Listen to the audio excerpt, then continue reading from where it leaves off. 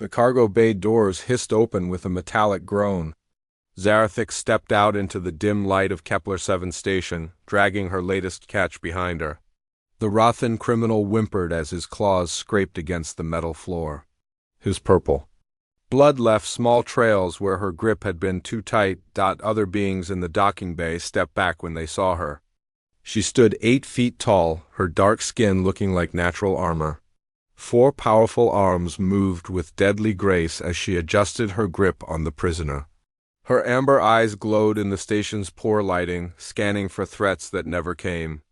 Everyone was too afraid to challenge her. "Please," the Rathan gasped, his voice barely a whisper. "I have younglings." "They need me," Zarathik did not answer. She had heard the same words from hundreds of criminals over the years. They all had families, they all had reasons. She did not care about their stories anymore. The job was simple: find the target, capture the target, deliver the target. Nothing else mattered. She pulled the criminal through the station's main corridor. Other travelers pressed themselves against the walls to let her pass. Some whispered her name in languages she recognized. Others made religious signs with their hands, hoping to ward off her attention. A few brave souls took pictures with their devices, probably to sell to news networks later. The Valkyrie bounty hunter had built this reputation over 15 years of perfect success. She had never failed to deliver a target. She had never shown mercy to those who begged. She had never formed friendships or partnerships that might make her weak. Fear was her greatest weapon, and she used it well. The security office sat at the center of the station. Blex, the nervous Centaurian administrator, waited for her behind a thick glass barrier. His 6 eyes darted between her and the prisoner. As she approached, his blue skin had turned pale with worry. "Zarathik," he said, his voice shaking slightly. "Right on time, as always." She pushed the Rothan forward. "The bounty was for a live delivery. He is alive." Blex nodded quickly and activated the payment transfer. Credits flowed into Zarathik's account with a soft beep. The amount was enough to buy a small ship, but she barely glanced at the number. Money was just a tool, like her weapons or her ship. "Take him to the holding cells," Blex told his guards. As they dragged the criminal away, he looked back at Zarathik with pleading eyes. She turned away without expression. "There is another job," Blex said quietly. "High priority." "The pay is very good," Zarathik tilted her head. "What kind of target?" Human, Danny Webb. He stole a cargo ship full of rare minerals from the Nexus Corporation. "The trail leads to human space, but ... Blex paused, wringing his hands. "But what? Humans are strange. They have odd customs.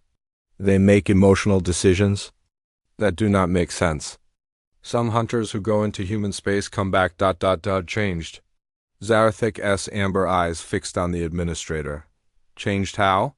"They start asking questions about their targets. They hesitate before making kills. Some even refuse certain jobs."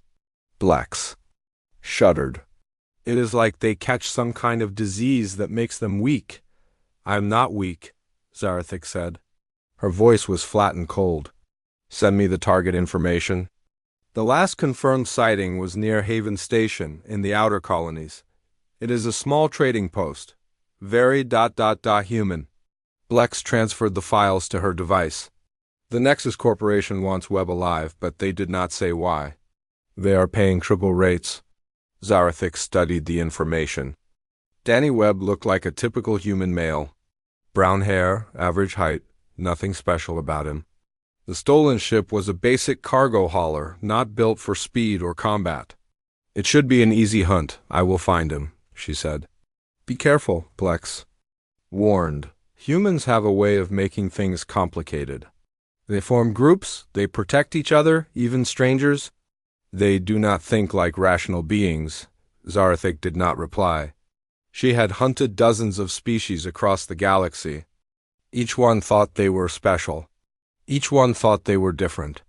In the end, they all fell to superior skill and planning. She returned to her ship, the Shadowfang. The vessel was built for one purpose: hunting. It had advanced sensors, powerful weapons and engines that could outrun most military ships. More importantly, it had isolation pods where she could store her targets during long journeys. As the ship lifted off from Kepler-7, Zarathik reviewed Webb's file again. The human had worked as a cargo pilot for 20 years. No criminal record, no violent incidents. He had simply loaded his ship with expensive minerals and disappeared into space. The theft made no sense. Webb had a steady job and a good reputation. Why would he risk everything for one cargo? Humans were supposed to be emotional, but this seemed like pure stupidity. She checked Webb's flight path. The stolen ship had stopped at 3 different stations before heading toward Haven. At each stop, Webb had bought supplies and asked questions about human colonies. He was definitely heading home. The journey to Haven Station took 4 days. Zarathik spent the time maintaining her weapons and reviewing human cultural files. The reports were confusing. Humans lived in family groups, but they also helped unrelated individuals. They made decisions based on feelings rather than logic. They kept pets that served no practical purpose. Most strange of all, they seemed to value weakness. Their stories celebrated individuals who sacrificed themselves for others. They took care of their old and sick instead of letting them die naturally. They even mourned their enemies sometimes. Zarathik could not understand any of it. Her own people, the Velkari, had evolved past such foolish behaviors. They were efficient, they were logical, they were strong. When Haven Station appeared on her sensors, she was surprised by what she saw. The station was small and poorly defended. Its design was more like a town than a military outpost. She could see gardens and recreational areas through the observation windows. Children played in the corridors while adults worked. Nearby, it looked vulnerable, weak, easy to conquer. But as she requested docking permission, something nagged at her. The voice on the communications channel was friendly and welcoming. The docking controller asked if she needed any supplies or repairs. He even suggested restaurants where she might enjoy a meal. No one had ever been genuinely kind to her before. People were either afraid of her or trying to use her. This casual friendliness felt wrong. Somehow, she docked her ship and checked her weapons one final time. The hunt for Danny Webb was about to begin. She would find him, capture him, and deliver him to the Nexus Corporation. Then she would collect her payment and move on to the next job. It was a simple plan. She had done it hundreds of times before, but as she stepped onto Haven Station and saw families walking together in the corridors, something deep in her chest felt tight. She pushed the feeling away and focused on her mission. She was Zarathik, the most feared bounty hunter in 3 sectors. She did not have feelings. She did not have doubts. She was a hunter. Nothing more. Haven Station felt alive in ways that made Zarathik uncomfortable. The corridors hummed with conversation and laughter. Children ran between the adult legs, chasing each other with toy spaceships. Families sat together in small groups, sharing meals and stories. The air smelled of cooking food and growing plants. It was nothing like the sterile, efficient stations she usually visited. Those places were designed for business. People came, did their jobs, and left. Haven Station felt like people actually lived here, like they had made it into a home. She moved through the main corridor, her forearms swinging in perfect balance. People noticed her, of course. She was hard to miss. But instead of the fear she expected, she saw curiosity. Some humans nodded politely, others smiled and said hello. A few children stared openly before their parents gently reminded them not to be rude. No one seemed afraid of her. It was disturbing. She found the main hub of the station, where most of the shops and services were located. The information desk was run by an elderly human woman with gray hair and kind eyes. She looked up as Zarathik approached. "Welcome to Haven Station, dear. First time visiting us?" "I am looking for someone," Zarathik said. "A human named Danny Webb. He may have passed through here recently." The woman's expression became thoughtful. "Webb. Yes, I remember him. Nice man, but he seemed worried about something. He left about 2 weeks ago, I think. You might want to talk to Jake Morrison in maintenance. He helped Mr. Webb with some repairs." Where can I find this Jake Morrison? Section C, Level 3. Follow the yellow line on the floor. You can't miss it. The woman paused. Are you here? On business or just passing through? Business, Zarathik said curtly. Well, I hope you'll have time to look around. We have some lovely shops, and the observation deck has a beautiful view of the nebula. Zarathik stared at the woman. She was trying to be helpful, even friendly. There was no fear in her voice, no attempt to hurry the conversation along. It was as if she genuinely wanted Zarathik to enjoy her visit. Thank you, Zarathik said. The words feeling strange in her mouth, she followed the yellow line through the station's winding corridors. The maintenance section was louder than the rest of the station, filled with the sounds of working machinery and repair tools. She found Jake Morrison in a small workshop, bent over a complex piece of equipment. He was exactly what she expected from a human maintenance worker. Average height, brown hair, clothes stained with grease and oil. His hands moved with practiced skill as he adjusted circuits and checked connections. But what surprised her was the small human child sitting nearby, drawing pictures on a tablet. The child looked up as Zarathik entered. She had bright blue eyes and blonde hair tied back in a ponytail. She couldn't be more than 6 years old. Wow, the child said, her voice filled with wonder. You're really tall and you have 4 arms. That's so cool. Lucy, the man said without looking up from his work. Remember what we talked about? It's not polite to comment on how people look. But Dad, she's amazing. Are you from one of the insect worlds? Or are you more like a spider? Oh, can you climb on walls? Jake Morrison finally looked up and Zarathik saw tired but kind eyes.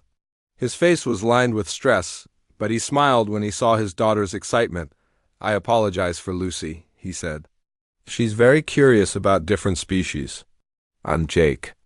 Morrison, what can I help you with? I am looking for Danny Webb. I was told you spoke with him. Jake's expression became more serious. May I ask why you're looking for him? He stole something. I have been hired to find him. Are you a police officer? I'm a bounty hunter, Jake nodded slowly. He looked at Lucy, who was still staring at Zarathik with fascination, then back at the tall alien. Lucy, why don't you go get us some drinks from the vending machine? Get something for our guests, too. What do you like to drink? Lucy asked Zarathik. We have water, juice, coffee, tea, and something called blue fizz that tastes like candy. Zarathik had never been offered a drink by a Target's associate before.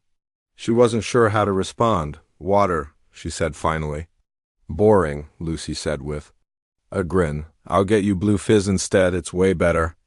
After Lucy left, Jake set down his tools and faced Zarathik directly. Danny Webb was here, yes. He seemed like a good man, but he was definitely scared of something. He kept looking over his shoulder, jumping at small noises. What did he tell you? Not much. He needed some repairs to his ship's navigation system. While I worked, he asked questions about the local area.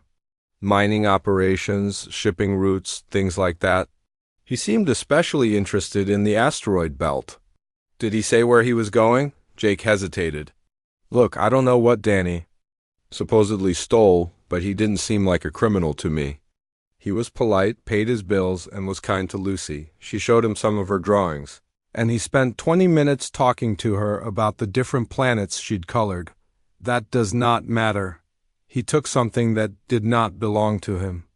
Maybe. But people don't usually steal things without a good reason, especially not people like Danny. Lucy returned with 3 bottles. She handed the blue fizz to Zarathik, who accepted it awkwardly with one of her 4 hands. The drink was sweet and had an odd tingling sensation. Do you like it? Lucy asked. It is different, Zarathik said. Dad, can she stay for lunch? I want to show her my drawing of the Vorthan traders who visited last month. Jake looked at Zarathik. You're welcome to join us. The station cafeteria makes pretty good food, and Lucy loves having new people to talk to. Zarathik stared at them both. In her 15 years as a bounty hunter, no one had ever invited her to eat with them. Targets fled from her. Witnesses gave her information quickly and then disappeared. Even other hunters avoided her company, but these humans were treating her like a normal person, like someone they might actually want to spend time with. "I should continue my investigation," she said. "The asteroid mines don't run night shifts," Jake said. "If that's where Danny went, you won't find anyone there until morning." "Might as well eat something." Lucy grabbed Zarathix's lower left hand with both of hers. "Please? I promise I won't ask too many questions." "Well, maybe a few questions." "Okay, probably a lot of questions, but they'll be good ones." Jake laughed. "She's been studying alien cultures in her school program. You'd be doing us a favor, actually. She's been wanting to meet someone from the Valkyrie homeworld." "How do?" "You know what species I am? Lucky guess. The 4 arms, the height, the eye color. Plus, I've worked on ships from all over the galaxy. You pick up things." Zarathix found herself nodding. "I will join you for one meal." Lucy cheered and began chattering about all the things she wanted to show her new friend. Jake smiled and returned to his work, but Zarathix noticed he kept glancing at her with a thoughtful expression. As they walked to the cafeteria, Lucy held Zarathix's hand and pointed out interesting things about the station. She showed her the gardens where they grew fresh vegetables. She pointed out the school where she learned about different planets. She waved at dozens of people who all seemed to know her name. "This is my dad's friend Zarathix," Lucy announced to anyone who would listen. "She's from really far away and she has 4 arms and she's helping us find someone." The other humans smiled and nodded politely. Some asked polite questions about her journey. Others complimented Lucy on her good manners. No one seemed concerned that a dangerous bounty hunter was walking through their station. At the cafeteria, Jake ordered food for all 3 of them. Lucy insisted on sitting next to Zarathix and immediately began showing her drawings on her tablet. The pictures were simple but colorful, showing different aliens she had met. "This is Kree, the Andorian. He sells spices and tells really good jokes. This is Dr. Yilla from the medical bay. She has tentacles instead of arms, but she's really gentle. And this is Captain Rodriguez from the supply ship. He brings us presents every time he visits." Each drawing showed the aliens in bright, happy colors. They were all smiling or engaged in peaceful activities. Lucy clearly saw the best in everyone. She met. "Do you have any children?" Lucy asked. The question hit Zarathix like a physical blow. She had not thought about her own family in years. The memories were too painful, too distracting. "No," she said quietly. "That's okay. Some people don't want kids. But if you ever change your mind, you'd be a really good mom. You're strong enough to protect them from anything." Jake placed a gentle hand on his daughter's shoulder. "Lucy, remember what we talked about personal questions?" "Sorry," Lucy said, but she didn't look sorry. She looked like she was already planning her next question. As they ate, Zarathix found herself relaxing despite her best efforts. The food was simple but good. The conversation was easy and friendly. Lucy's curiosity was genuine, not fearful or calculating. For the first time in 15 years, Zarathix felt like she was part of something normal, something peaceful. It was a dangerous feeling. 3 days passed, and Zarathix found herself returning to Jake's workshop more often than her mission required. She told herself it was because Jake had useful contacts among the miners and traders. He knew the asteroid belt better than anyone else on the station. His information was valuable, but the truth was more complicated. She had never spent time with humans before, and their behavior fascinated her. Jake worked long hours to keep the station running smoothly, but he always made time for Lucy. He would stop in the middle of complex repairs to answer her questions or help with her homework. He read to her every night before bed, making different voices for all the characters in her books. Lucy treated everyone like a potential friend. She knew the names of every person on the station, from the security chief to the janitor. She drew pictures for people when they seemed sad. She shared her toys with visiting children. Even if she had just met them. It was completely different from Zarathix's childhood. Valkyrie young were taught to be independent and strong. They learned to hunt and fight before they learned to read. Emotional attachments were seen as weaknesses that could be exploited by enemies, but Lucy was not weak. She was brave enough to approach strangers, kind enough to help anyone in need, and smart enough to ask questions that made adults think. Her emotional connections seemed to make her stronger, not weaker. On the fourth day, Zarathik was reviewing mining reports in Jake's workshop when Lucy started coughing. At first it seemed like a normal cough, but it quickly got worse. Lucy's face turned red and she had trouble breathing. "Dad," Lucy whispered, her voice barely audible. Jake dropped his tools and rushed to her side. He felt her forehead and his face went pale. "She's burning up. Lucy, sweetheart, what hurts?" "My throat and my head. Everything feels fuzzy." Jake picked up Lucy and headed for the medical bay. Zarathik followed without being asked. The station's doctor, an elderly human named Dr. Palmer, examined Lucy quickly. "Her temperature is very high," Dr. Palmer said. "I'm seeing some inflammation in her throat and lungs. It could be several things, but our medical equipment here is basic. For a proper diagnosis, we'd need to get her to the hospital on Centauri. Prime. That's 4 days away," Jake said, his voice tight with worry. "I know, I'll do everything I can with what we have, but—" Dr. Palmer looked uncomfortable. "Jake, I'm not equipped to handle serious illnesses, especially not in children." Jake sat in the chair next to Lucy's bed, holding her small hand in both of his. His face showed the kind of fear that Zarathik had only seen in cornered prey animals. "There has to be something we can do," he said. Zarathik studied Lucy's symptoms with her enhanced senses. The child's body temperature was indeed dangerously high. Her breathing was shallow and labored. But there was something else, a faint smell that seemed familiar. "When did her symptoms start?" Zarathik asked. "About an hour ago." "She was fine this morning, playing and laughing like always. Then she started coughing during lunch." "What did she eat?" "The same thing she always eats. Fruit, bread, some milk." Zarathik moved closer to Lucy's bed. The smell was stronger now, and she recognized it. "Where does your food come from?" "The station's hydroponic gardens. We grow most of our own produce." "Are there any new plants?" "Something introduced recently?" Dr. Palmer looked thoughtful. "Actually, yes. The supply ship brought us some new seeds. Last week, we started growing them in Section 7. Show me." They left Lucy in the medical bay with a nurse and went to the hydroponic gardens. Section 7 was filled with unfamiliar plants that had bright purple flowers and thick, waxy leaves. Zarathik knelt next to one of the plants and inhaled deeply. The smell was unmistakable. "This is Zarathian moss," she said. "It grows on several worlds, but it releases spores that are toxic to most species. Humans are particularly sensitive to it." "But the plants look healthy," Dr. Palmer said. "They're growing well." "The spores are invisible and odorless to most beings. My species can detect them because we evolved on worlds where similar plants grow. The reaction Lucy is having is common. If treated quickly, she will recover completely." Jake grabbed Zarathik's upper arms. "What do we need to do?" "Remove all of these plants immediately. Seal off this section and clean the air filtration system. The spores need to be flushed from her system, but they will clear naturally once the source is removed." "How do you know all this?" "I have hunted on many worlds. Knowledge of local dangers is necessary for survival." They worked through the night. Jake and his maintenance crew removed every plant from Section 7 and scrubbed the area with cleaning chemicals.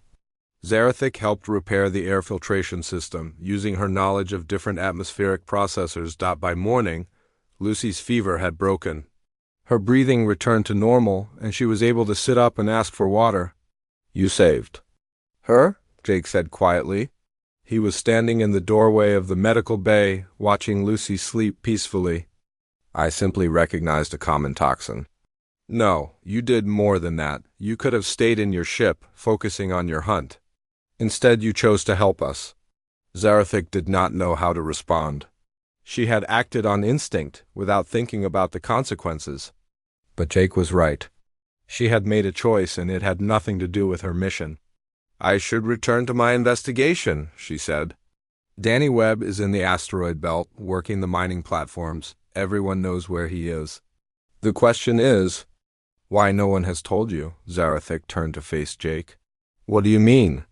The miners like Danny, he's been helping them with equipment repairs, sharing his technical knowledge.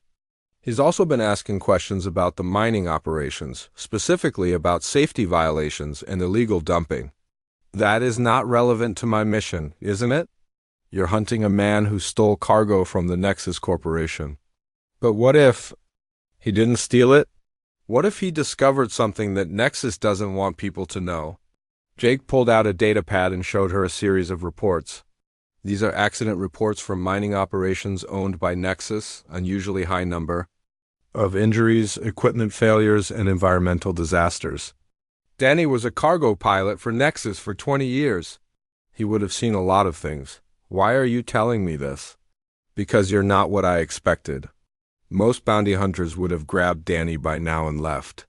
You're still here, asking questions, helping people. That tells me you care about more than just money. Zarathik looked at the reports. If Jake was right, then Danny Webb was not a simple thief. He was someone trying to expose corporate crimes. The people who hired her wanted him silenced, not returned to justice. This changes nothing, she said, but her voice lacked conviction. Doesn't it? Lucy draws pictures of everyone she meets. She drew one of you yesterday. Jake showed her the tablet. Lucy's latest drawing showed Zarathik standing with Jake and Lucy, all three of them smiling. Above them, she had written, "My new family," in crayon. She sees you as part of our family, Jake said. And honestly, so do I. You've been here less than a week, but you've become part of our lives. You helped save Lucy's life. You've been fixing things around the station without being asked. You listen to Lucy's stories and answer her questions with patience I didn't know aliens could have. Zarathik stared at the drawing. She had been alone for 15 years, building walls around her heart to protect herself from exactly this kind of attachment. But Lucy had seen through all of her defenses with the simple act of accepting her completely. I am a bounty hunter, she said. I do not have families, maybe not before. But you have one now, if you want it. That night, Zarathik sat in her ship, staring at the star charts. The location of Danny Webb's mining platform was highlighted in red. She could reach it in 6 hours, complete her mission, and collect her payment, but she found herself thinking about Lucy's fever, about Jake's quiet gratitude, about the way the other humans on the station had started greeting her by name. She thought about the drawing that showed her as part of a family. For the first time in 15 years, Zarathik questioned whether completing a mission was worth the cost. She activated her communications system and sent a message to the Nexus Corporation. Target located. Require additional time to assess situation. Will report in 24 hours. It was the first time she had ever delayed a capture once she had found her target. She was not sure what she would do with the extra time, but she knew she needed it. Outside her ship, Haven Station continued its daily routine. Families shared meals, children played in the corridors, and people worked together to keep their community running smoothly. For the first time in her life, Zarathik wondered what it would be like to be part of something bigger than herself. Something that mattered more than credits and reputation, something that felt like home. Zarathik found Danny Webb exactly where Jake said he would be. The mining platform floated in the asteroid belt, its lights casting long shadows across the rocky surfaces. Webb was working alone, repairing a damaged mining drill with the same careful attention that Jake showed to his maintenance work. He looked up as her ship approached, and she saw resignation in his eyes. Not fear, not anger, just the tired acceptance of someone who had been expecting this moment. "You're here for me," he said as she entered the platform's small workspace. It was not a question. "Danny Webb, you are under arrest for theft of corporate property. You will come with me." Webb nodded and set down his tools. "I suppose there's no point in running. Can I ask you something?" "You may ask. Did they tell you what I supposedly stole?" "Rare minerals, cargo worth several million credits." Webb laughed, but there was no humor in it. "Is that what they called it? Rare minerals?" He walked to a storage container and opened it. Inside were dozens of sealed sample containers, each one labeled with dates and locations. The contents looked like ordinary rock and soil samples. These are soil samples from mining sites across 3 systems, Webb said. I've been collecting them for months, documenting contamination levels and environmental damage. Do you know what Nexus Corporation has been doing to the planets they mine? Zarathik remained silent, but Webb continued anyway. They've been dumping toxic waste directly into water supplies. They've been using illegal mining techniques that poison entire ecosystems. Thousands of people have gotten sick, and some have died. The company covers it up, bribes officials, and moves on to the next planet. That is not my concern, isn't it? You're helping them silence the only person who can prove their crimes. These samples contain evidence of what they've done. If I disappear, thousands more people will suffer. Webb pulled out a datapad and showed her images that made her stomach turn. Poisoned rivers, dead forests, children in hospital beds with strange illnesses, all from worlds where Nexus Corporation had mining operations. I worked for them for 20 years, Webb said. I flew their cargo ships, followed their orders, never asked questions. But when I saw what they were doing to families like mine, I couldn't stay quiet anymore. Families like yours. I had a daughter. She died 3 years ago from a rare cancer that only affects people exposed to certain mining chemicals. The same chemicals that Nexus uses in their illegal operations. Zarathik felt something cold settle in her chest. You are saying they killed your child? Not directly. But their illegal dumping created the conditions that caused her cancer. She was 8 years old. She loved to draw pictures and ask questions. About the stars, she wanted to be a pilot like her dad. The description hit Zarathik like a physical blow. Lucy was 6 years old. She loved to draw pictures and ask questions about the stars. She wanted to learn about different planets and species.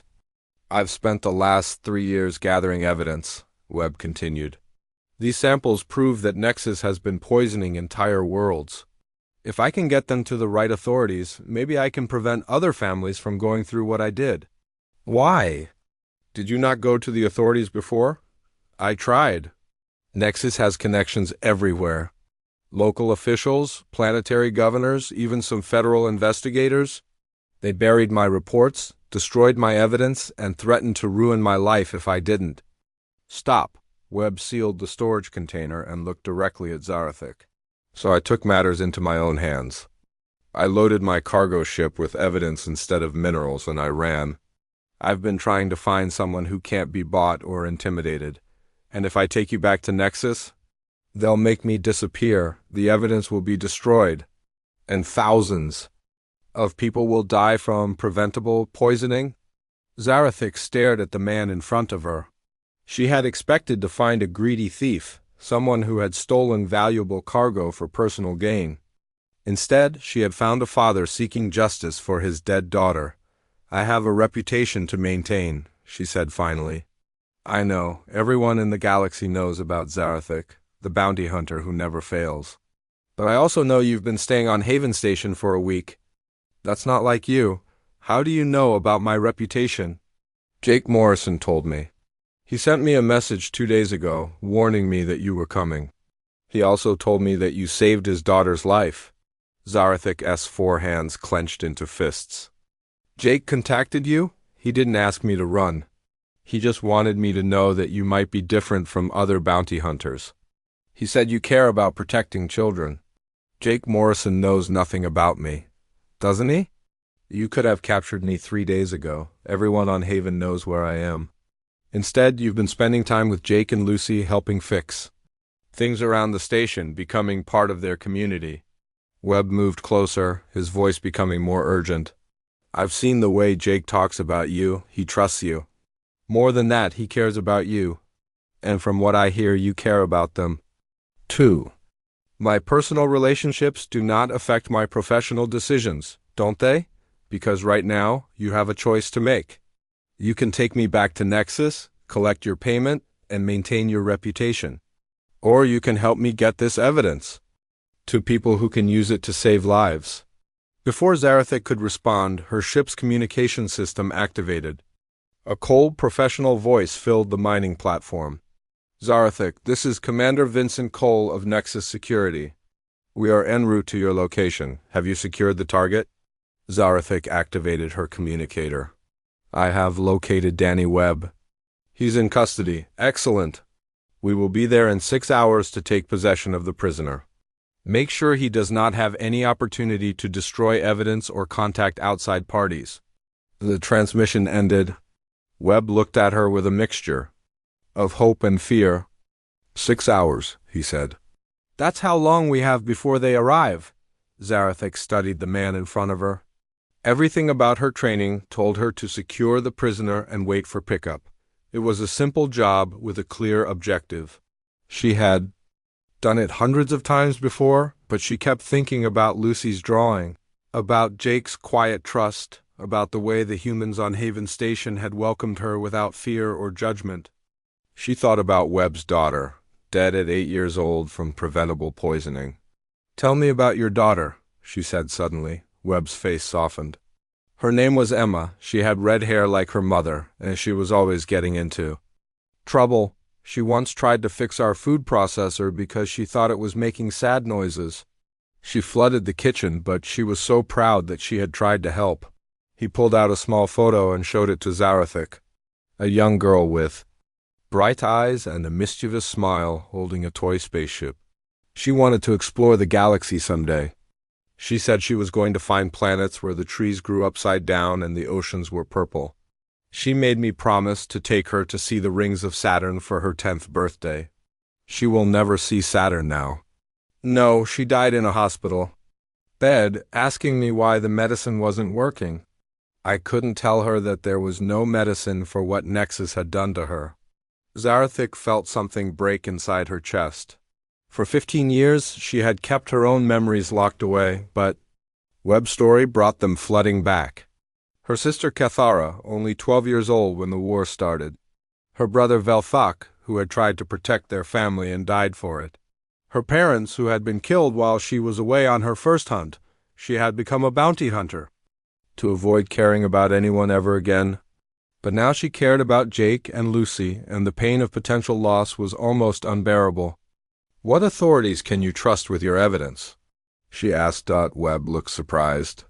There's a federal prosecutor on Centauri Prime named Maria Santos.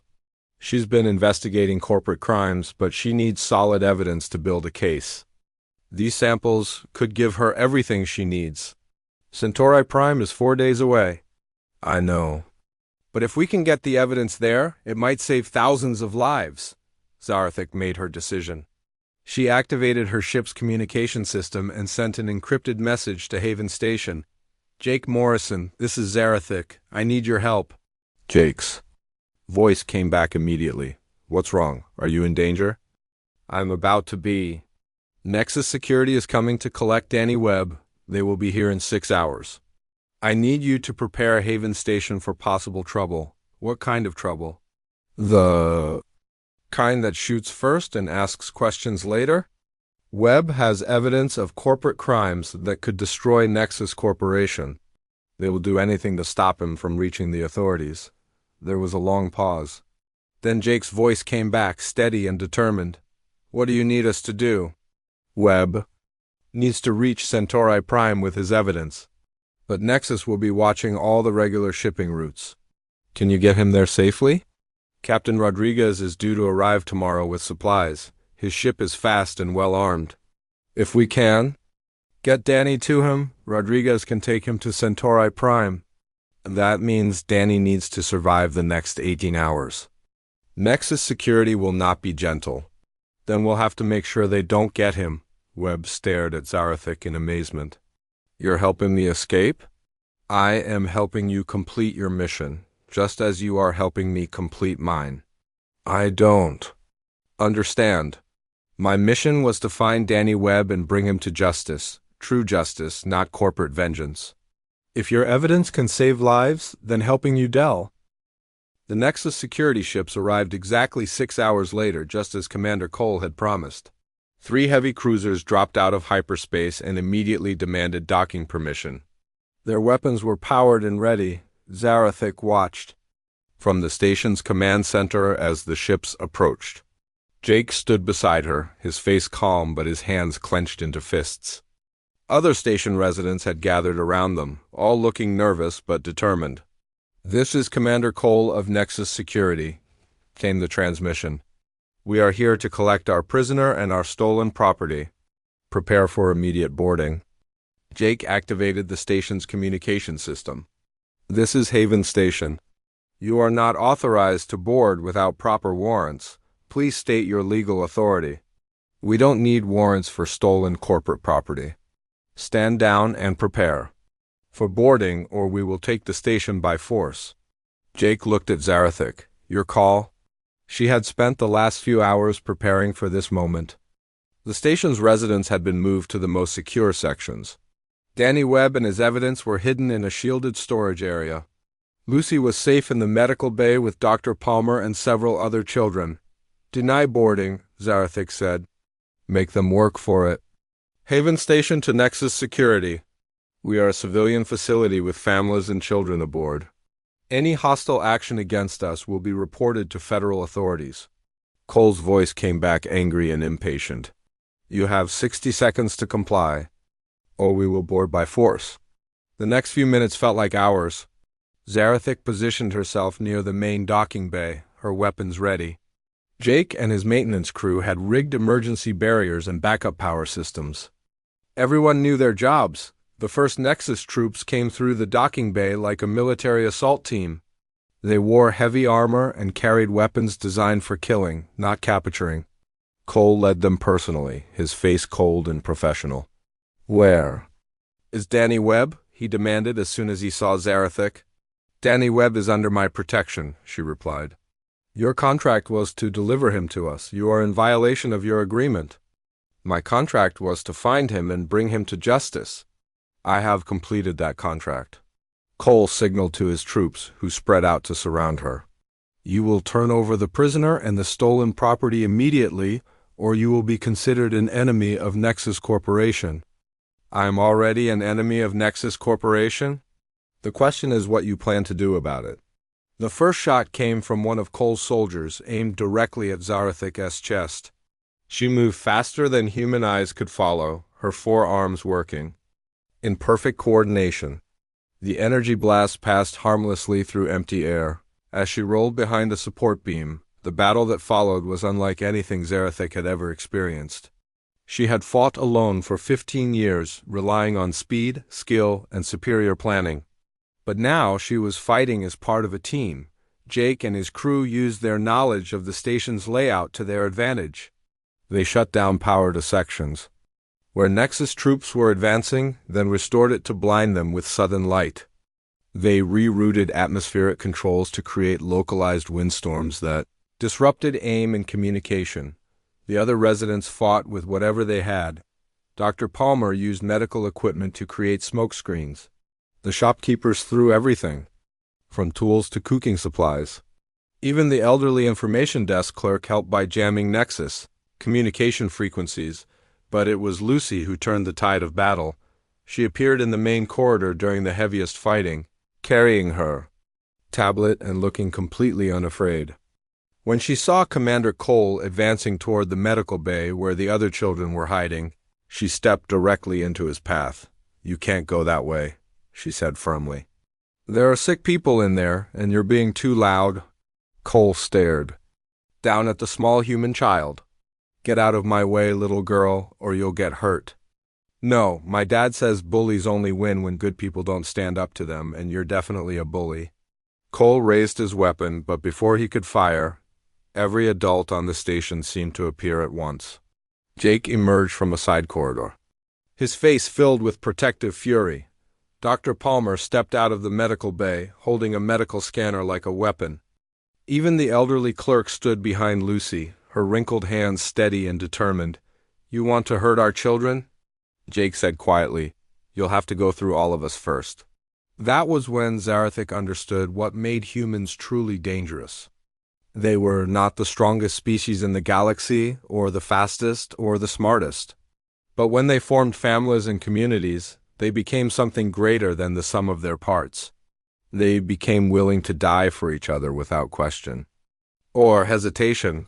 Cole hesitated for just a moment, but it was long enough. Zarathik appeared behind him, moving with lethal silence.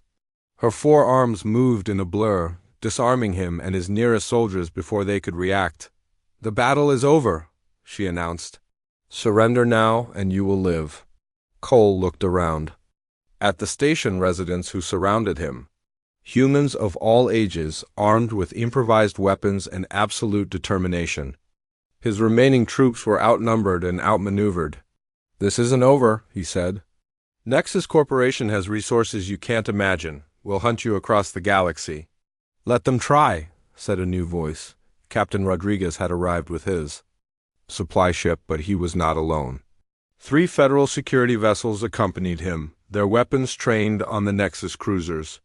"This is Federal Prosecutor Maria Santos," came a transmission from the lead vessel.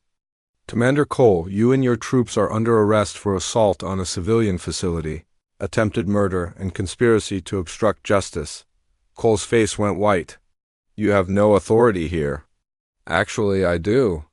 Thanks to evidence provided by Danny Webb, I now have warrants for the arrest of 17 Nexus Corporation executives, including your immediate superiors. Your corporate immunity has been revoked." The federal troops boarded Haven Station and began arresting Cole's team. Webb emerged from hiding with his evidence containers, which were immediately placed under federal protection. "It's over," Webb said to Zarathik. "The evidence will be safe now. Nexus Corporation will face justice for what they've done." "What about you?" Jake asked. "What will you do now?" Webb looked around at the station residents who had risked their lives to protect him. "I think I'd like to stay here for a while, if you'll have me." "Haven Station seems like the kind of place where a person can make a new start." Jake smiled and extended his hand. "Welcome to the family." That evening, as the federal ships departed with their prisoners and evidence, Zarathik found herself sitting in the station's observation lounge with Jake and Lucy. The view of the nebula was indeed beautiful, just as the information clerk had promised a week ago. "So what happens now?" Jake asked. "Will you stay, or do you need to get back to bounty hunting?" Zarathik considered the question. Her reputation as a feared hunter was probably destroyed. Word would spread that she had chosen family over profit, that she had protected civilians instead of completing a contract. Some would call her weak. Others would call her a traitor to her profession. But as she watched Lucy drawing a new picture, this one showing the entire station as one big happy family, she realized she did not care about her old reputation anymore. "Haven Station needs a security chief," she said finally. "Someone to protect it from people like Commander Cole." "Are you applying for the job?" Jake asked with a smile.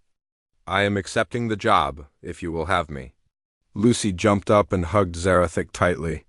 "Yes, now you can teach me about all the different planets, and we can go exploring together, and you can help Dad fix things, and we can be a real family?" "Forever." Jake laughed and put his arm around both of them. "I think that sounds perfect." 6 months later, Zarathik stood in the same observation lounge, watching Captain Rodriguez's ship approach with new supplies.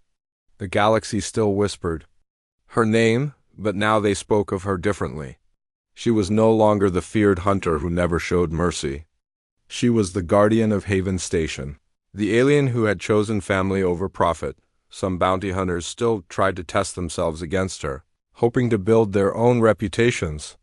They found themselves facing not just one dangerous opponent, but an entire community that fought together. Most left quickly. A few, like Danny Webb, decided to stay and find new purposes. Lucy had grown taller in the past months, and her curiosity about the galaxy had only increased. She was learning to speak 3 alien languages and could identify ships from dozens of different species. She still drew pictures constantly, but now they showed Zarathik teaching her about navigation, or helping Jake repair atmospheric processors, or reading bedtime stories in her 4-armed lap. "Zarathik," Lucy said, tugging on her lower arm. "Captain Rodriguez is bringing new people today. Can we show them around the station?" "I want to tell them about how you saved us from the bad guys." "We saved each other," Zarathik corrected gently. "That is what families do." Jake joined them at the observation window, carrying 2 cups of coffee and a glass of blue fizz for Lucy. Any word from the prosecutor's office? The Nexus trials begin next month. Webb's evidence was enough to convict all 17 executives. The mining operations have been shut down, and cleanup efforts have begun on the poisoned worlds. And Cole, sentenced to life in federal prison. He will never threaten innocent people.